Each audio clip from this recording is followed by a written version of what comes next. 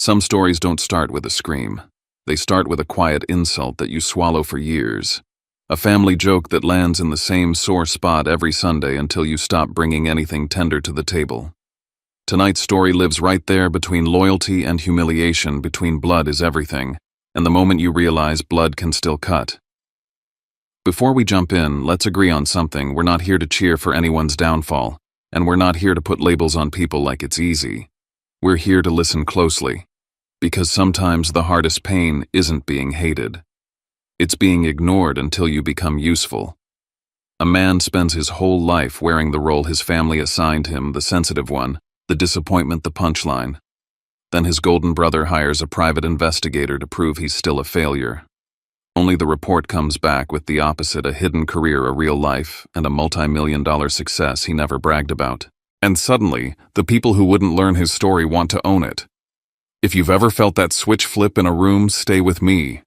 Because what happens next is about power, privacy, and the moment you finally decide you're done paying for love. Before I share everything, I just want to know you're here with me. Drop a simple hi in the comments or tell me where you're watching from. I love seeing how far a story like this can travel, and honestly, sometimes knowing someone is listening makes all the difference. Thank you. And now, let me tell you everything. If you've ever been the one your family underestimated, the one they mocked, the one they only noticed when it benefited them, consider subscribing. It helps more than you think, and it tells me I'm not saying this into a void. My name is Maddox Calloway. Most people call me Mads, and this is the night my brother's investigation finally exposed the truth. About me, and about them. My name is Maddox Calloway. Most people call me Mads, and if you looked at my life from the outside, you wouldn't think there was much to talk about. I'm 31, I live in a modest 2-bedroom home in Providence, Rhode Island, and I drive a 10-year-old car with a cracked taillight I keep forgetting to fix. My furniture's mismatched, most of it secondhand. My neighbors think I'm just another overworked tech guy, which in a way I am. I'm the CTO of a cybersecurity startup, which means I rarely sleep through the night without checking logs or catching some incident that lit up while I was brushing my teeth. I live quiet. I move quiet. And I keep everything about myself locked down tight because I learned the hard way that the people closest to you aren't always the safest ones to hand the keys to.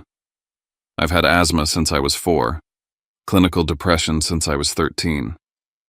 I still go to therapy twice a month like clockwork. And every time I bring that up around my family, I'm met with the same eye rolls, the same comments, you think too much, or you've always been too soft. In the Calloway household, illness, especially the kind you can't see, is weakness. Emotion is overreaction. Sensitivity is something to be mocked. And I've lived under that roof long enough to know how to shrink myself down just to keep the peace. Every Sunday without fail, I drive 4.5 hours north to Marigold Ridge, Vermont to have dinner with my parents. That trip eats up my weekend gas time patience, but I still do it. Part of me doesn't even know why anymore. Maybe it's guilt. Maybe it's that nagging voice in my head that still sounds like my mother telling me that family isn't optional. It's duty. It's blood. It's a performance. And that's what Sunday night dinners are, not meals, but rituals. My parents want proof that I still belong to them, that I haven't slipped too far away, that I still show up. My dad, Elliot, is a man of few words and firm beliefs. A man should be strong. Pain makes you tougher. That kind of thing. My mom, Maggie, is all appearances. She lives for clean reputations, polished families, and the illusion of normalcy. Then there's Grant, my older brother. He's 40, a sales manager at a car dealership near Burlington. Married to a quiet woman who always looks like she's holding her breath. They have 2 boys, aggressive, athletic, praised constantly. Grant was always the golden one. High school football star, family provider, town favorite. Everything I'm not. My sister Brielle, married young, has 3 kids under 10 and floats somewhere in the middle. She's not cruel, just too afraid to ever stand on the wrong side of anything, which usually means standing with Grant. To the rest of Marigold Ridge, I'm still that weird kid who used to work at the comic and game shop downtown, the one that closed back in 2011. That's the version of me they hold onto, awkward, lost, irrelevant. My family's no different. They haven't asked about my job in years, but they're quick to tell everyone how I'm figuring things out. They don't want to know who I really am now, because that version might challenge the one they've already decided they're better than. Dinner is always the same. Grant holds court bragging about sales his latest truck, the cabin he's renovating, how much his kids are bench pressing. I try to bring up my work just casually, something about endpoint security or a new AI audit tool we're piloting, and Grant steamrolls it loudly, correcting me with wrong information, turning it into a joke. Dad nods. Mom sips her wine like I never spoke, and eventually the comments slide in. Mads is just a little sensitive, or he needs direction, or he still hasn't settled down. I sit there pretending to chew, swallowing not just food but every word I want to scream, because I know how this works. If I try to correct them, I'm arrogant. If I defend myself, I'm combative. And if I told them the truth, that I've built something valuable, something real, they wouldn't be proud. They'd be interested. There's a difference.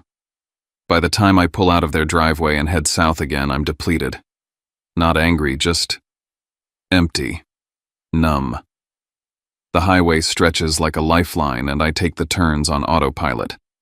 But that night, about an hour from Providence, my phone buzzes with an alert. It's from one of my internal monitoring systems, something I set up years ago out of habit more than paranoia. It says there's been an attempt to access my credit report. Someone's trying to get into my financial history. The IP address is local to Vermont. I try to rationalize. Maybe it's a mistake. Maybe it's a coincidence. But in my gut, I know better. Someone isn't just poking around. Someone's digging. Someone who knows exactly where I'm vulnerable. And they're not doing it to help me. Back at home, I didn't sleep. I sat at my desk in the dark with nothing but the soft blue glow of my monitors and the growing certainty that this wasn't random. I pulled the log's cross-referenced timestamps traced to the access path. The attempt had been subtle masked as a routine employment verification request. But I know that trick. That's not how hackers work. That's how private investigators work. Legal enough to pass a glance but pointed, specific. Someone wasn't trying to steal from me. They were trying to profile me.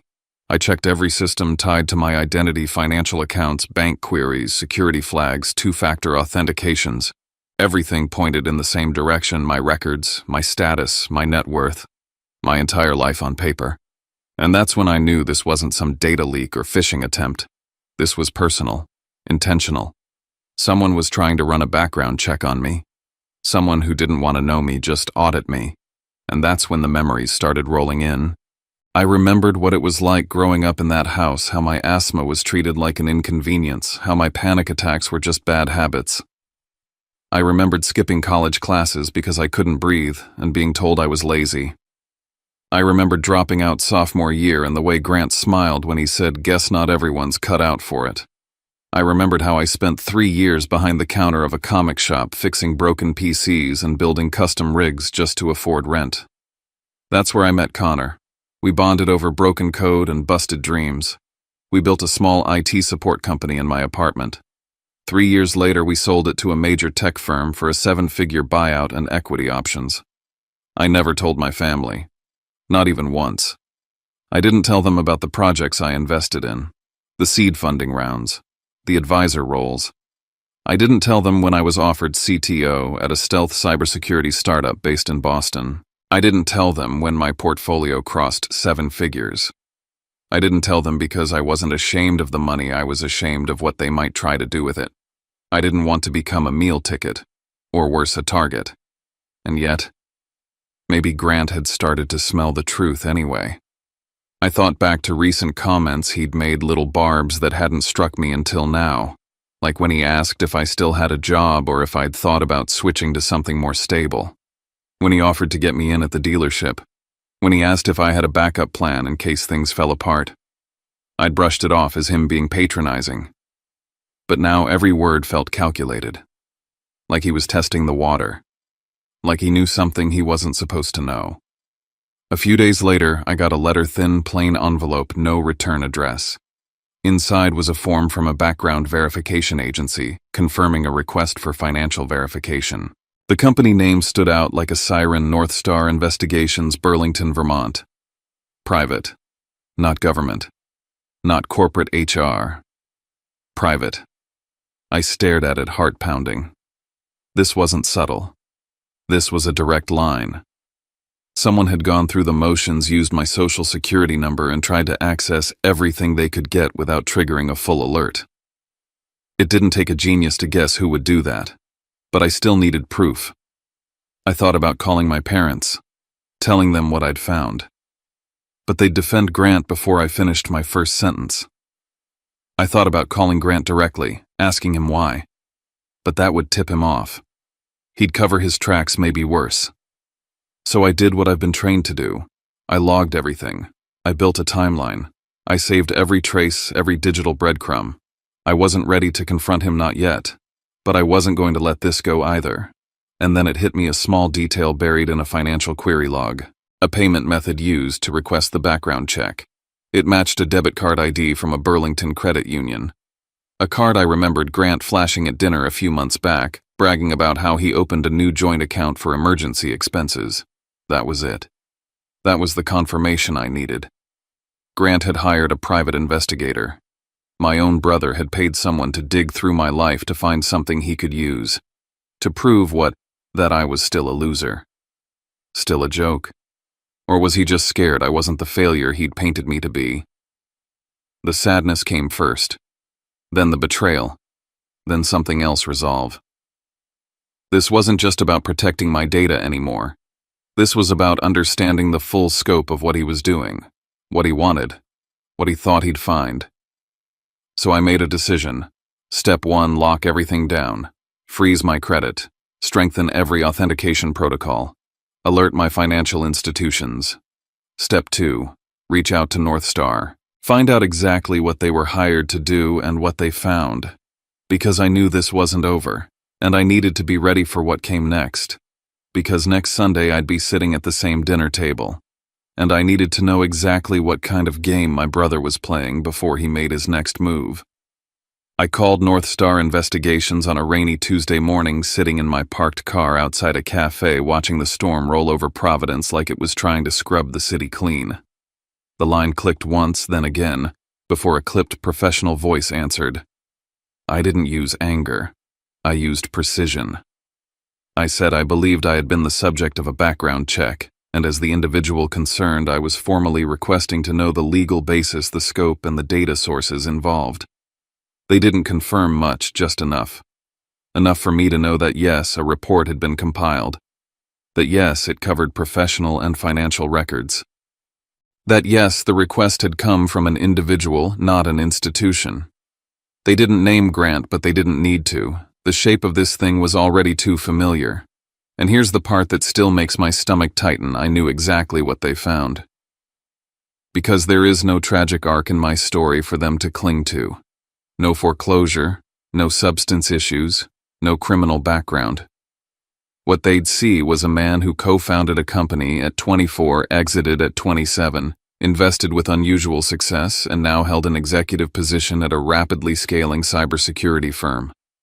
They'd find an equity portfolio, a brokerage account, a line of real estate partnerships. The report Grant paid for would paint me as the opposite of everything he wanted to prove. Which meant one thing: when he opened that folder expecting failure, he found proof of something else, something he couldn't control. And knowing Grant, I could already predict what came next. That Sunday, I was going back to dinner not out of guilt, not out of duty, but because I needed to see it with my own eyes. The moment they shifted. The second the condescension turned into curiosity. When the phrases went from, "You still doing that tech thing," to, "Can you explain this investment thing to your dad? I wanted to be there for the turn." But before I even set foot back in that house, something else caught my attention. A line item in the metadata of the report. The level of detail they'd accessed was too deep, too accurate. It wasn't scraped from public records alone. They'd gotten hold of personal identifiers, my social security number, possibly even internal data from a third-party source. That changed everything. This wasn't just Grant being petty. This was a breach, a violation that edged into the legal danger zone, which meant this wasn't just a family issue anymore. It was a threat. And that's when I made a decision that surprised even me. I hired North Star. Same agency, same operators. But now they were working for me. I didn't tell them the personal side of it. I kept it strictly professional. I gave them Grant's full name, his home address in Colchester, Vermont, and authorized a discreet report. I said I was preparing for a financial arbitration, which wasn't a lie. I said I wanted asset verification, credit stability, and any record of outstanding obligations. Again, not a lie. Because I needed to know what had driven him to come for me. Not to humiliate him, not to weaponize it, but to understand what kind of pressure could make the golden child reach that deep into someone else's life just to feel taller. The results didn't take long. At first it was vague, overlapping credit lines, deferred loan payments, and unusually high debt-to-income ratio. Then it got more specific. Grant was carrying multiple debts, some in his name, others co-signed with Maggie, our mother. He'd been refinancing their home almost like clockwork every 3 years. There were flagged notes about IRS payment plans, nothing criminal, not yet. But everything pointed to a man balancing a carefully crafted image atop a very shaky foundation. He was stretched thin, but still posing, still playing king. I spent that night on my living room couch rereading the preliminary findings under the flicker of my desk lamp. There were no smoking guns, just 1,000 little cracks in the statue. Enough to know it wouldn't take much for the whole thing to collapse. And now I was walking into dinner with 2 reports in my head. The first, the version of me Grant had tried to expose, only to find someone successful beyond anything he imagined. The second, the version of Grant nobody in that house was ready to see. And as I got in my car, the question wasn't just about protecting myself anymore. It was about deciding what I'd do if that second report ever had to be opened. I received the full dossier on Grant on a Thursday morning, just as I was walking into a back-to-back sprint of investor meetings. I felt the vibration in my pocket, saw the North Star subject line, and nearly turned around. My fingers itched to open it right there in the elevator, but I knew myself. I knew if I read what was inside, I wouldn't hear a single word anyone said for the rest of the day. So I waited. I waited until after sunset, until the last Zoom window had closed and my laptop screen reflected only my own tired face. I turned off my phone, made a cup of black coffee I wouldn't drink, and sat down at my kitchen table with the document open and my breathing shallow. It started methodically, line items, tax statements, payment, histories. But even in black and white, it painted a story. Grant was drowning. He wasn't just overextended. He was leveraged to the bone. His mortgage had been refinanced twice in 6 years. He carried outstanding auto loans. His credit report showed missed payments, deferments, and a consistent pattern of borrowing to cover other borrowings. The car, the house, the lake cabin, it was all held together with duct tape and ego. Then I saw it. A single line, easy to miss. Record of contact with Vermont CPS.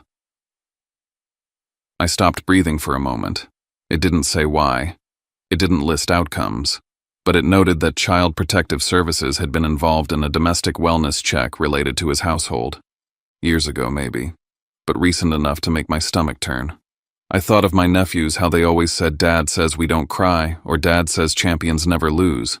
How they twitched when the garage door slammed or fell silent when Grant raised his voice. I kept reading. There were notes on 2 past incidents involving DWI charges, both resolved with community service. 1 public intoxication citation, and a handful of domestic disturbance calls, no arrests but recorded. Arguments loud enough for the neighbors to call. Chaos buried under smiles and football trophies. All those years they called me unstable. All those years they said I needed help, needed to man up, needed to grow out of it. And yet here it was proof that the crown Grant wore was held up by secrets and silence. I stared at the screen, one thought looping. If I show them this, everything ends. Not just the illusion of Grant, the whole family. My mother's fragile image of perfection. My father's belief in discipline as virtue. My nephew's faith that their father was a hero. I had a weapon. But did I want to fire it? The deeper I went, the more a timeline emerged.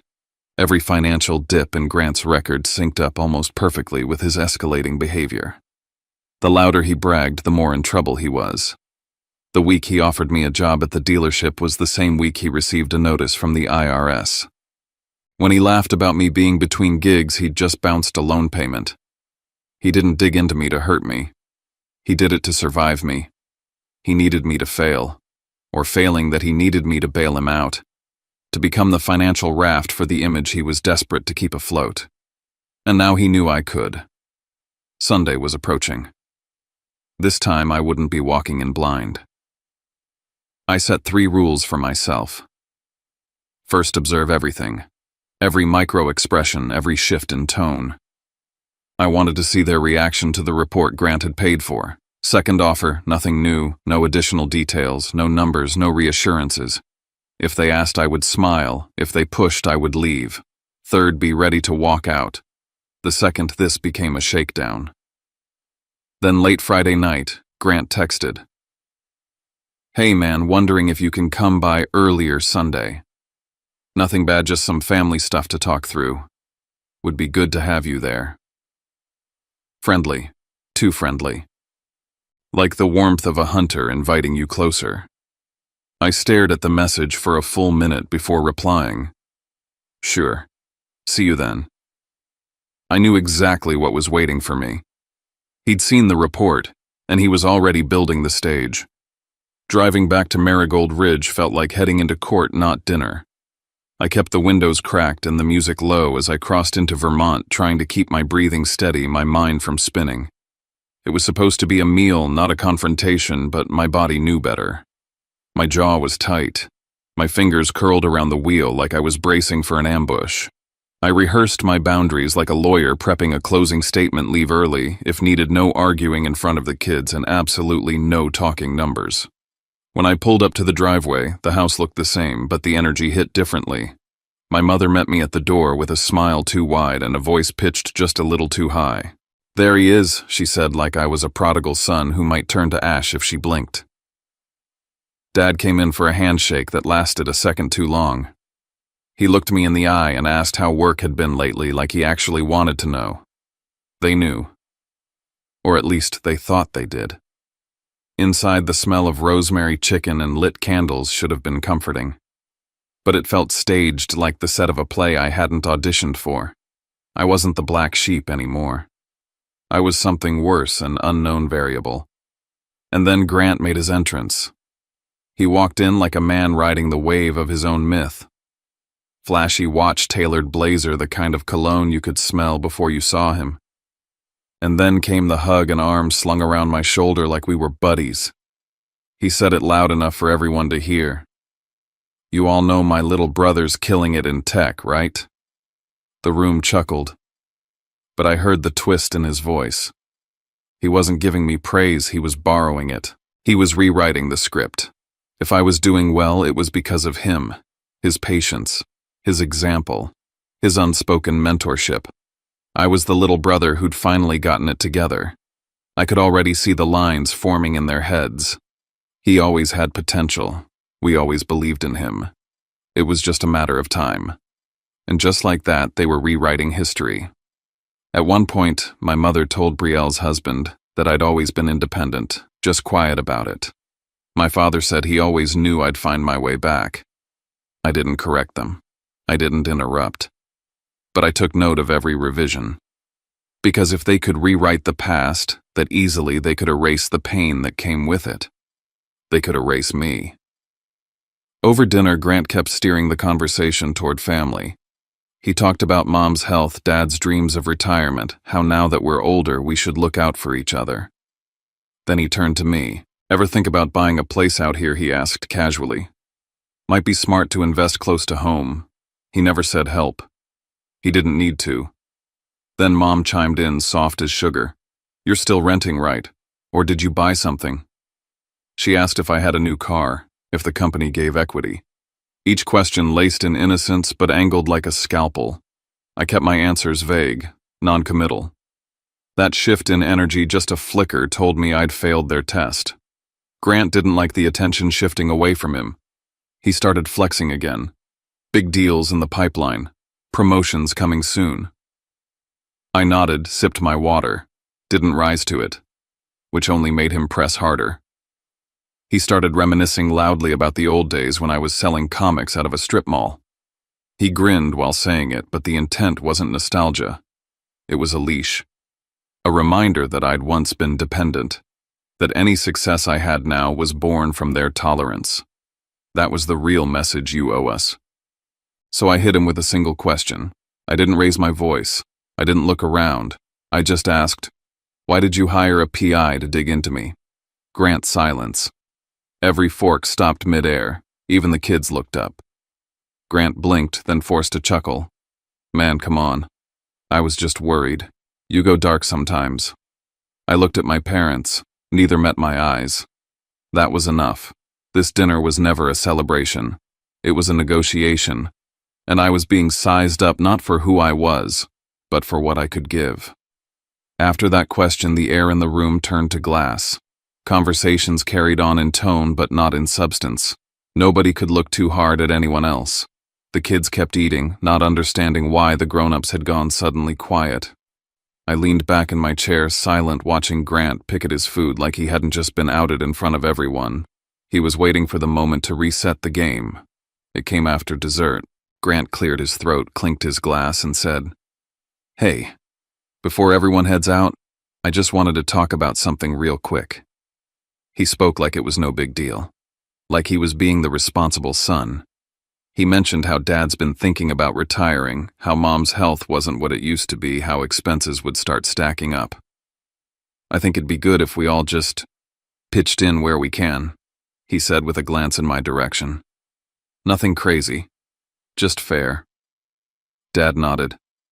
Mom adjusted her napkin. Nobody said anything direct, but the implication was as loud as a shout, "You've got money. We need money. Do the math." And here was the thing no one asked. They assumed. There was no "could you?" No "would you?" Just "you should." Because I could. Because they believed that made it mine to give. That was the moment I felt something inside me tilt. Not anger, not yet. Just a deep, visceral clarity. They didn't see what it cost me to build what I had. They saw the result. And to them, that result was communal property. I dodged. I smiled. I said I'd need time to think. And just like that, the tone changed again. Dad mentioned how back in the day I'd been a handful, how I'd struggled and acted out. He said we could have turned our backs, but we didn't. "And look where you are now." Mom added that families sacrifice, that names mean something, that we aren't like those people who abandon each other.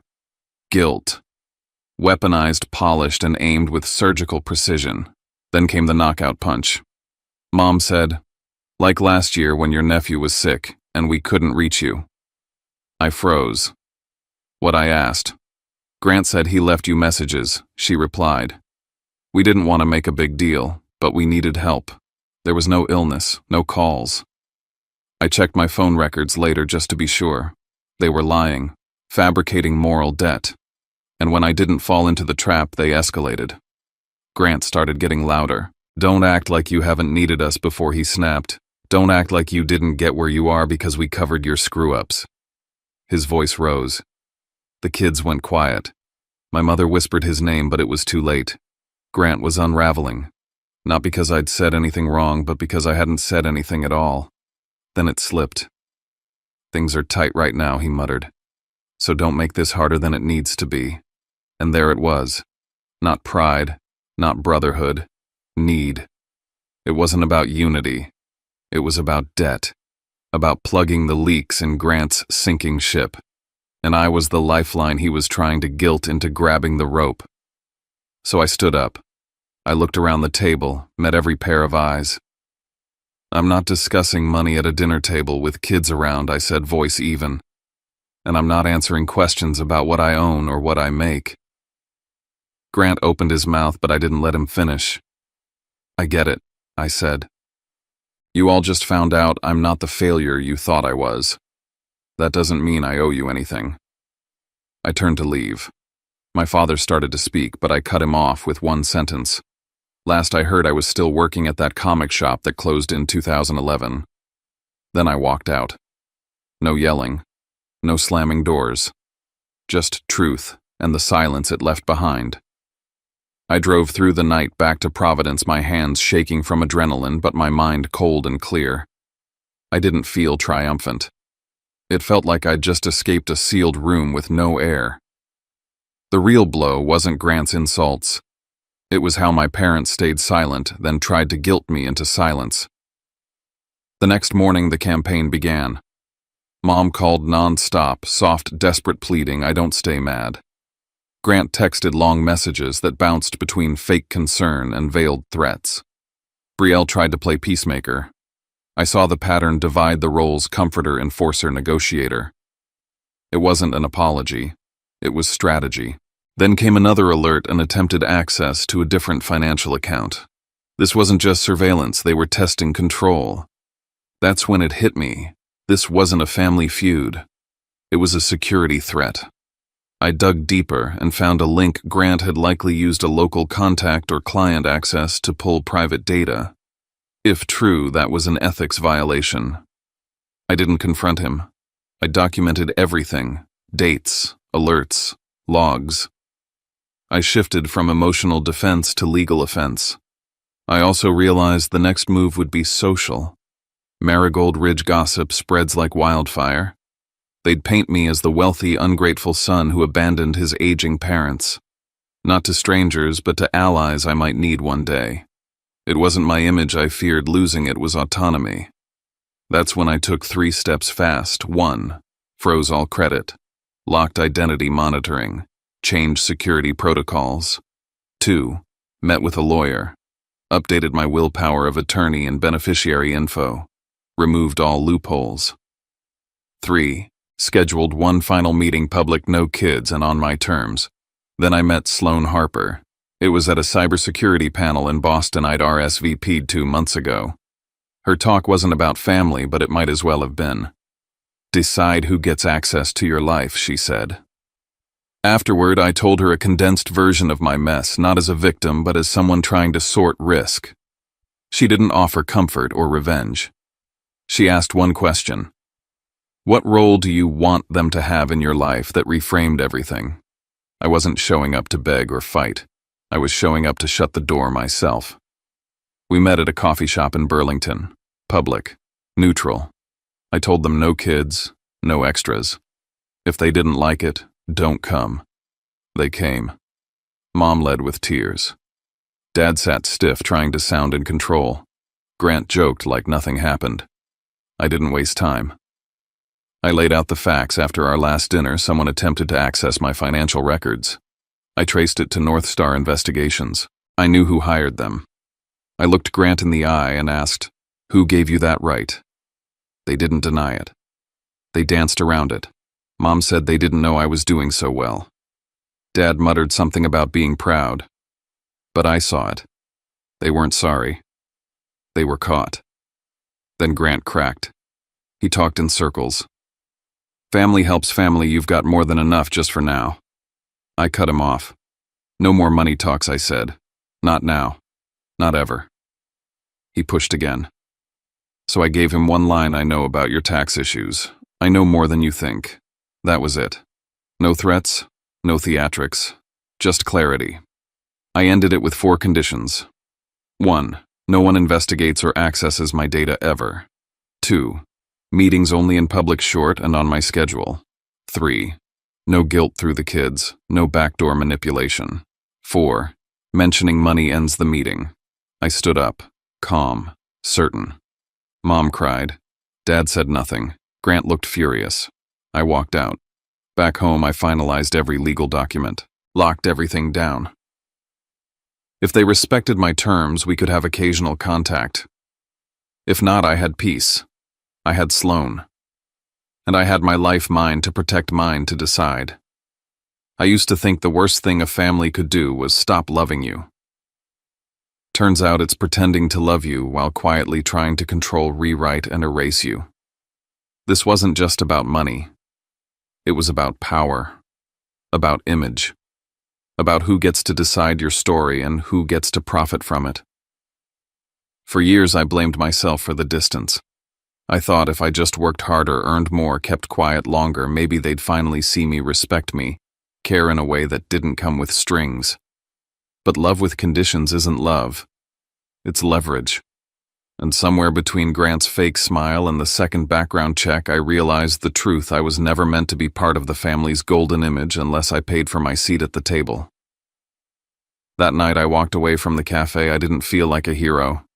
I felt like a man who finally let go of the version of family he wished for. I made peace with the fact that some bonds aren't sacred. They're just habitual. And habits like chains can be broken. Setting boundaries isn't cruel. It's survival. Especially when those closest to you treat your privacy like a threat and your success like a resource to be mined. I chose peace, not silence. I chose clarity, not conflict. And most of all, I chose myself, not out of selfishness, but out of necessity. If you've ever been in that place where the people who should protect you make you feel like you're only valuable when you're useful, I want you to hear this: you're not alone. And you're not wrong for wanting more. You don't have to explain your success, your distance, your choices. You don't owe anyone your downfall just to make them feel comfortable. I know this story hit a nerve for some of you.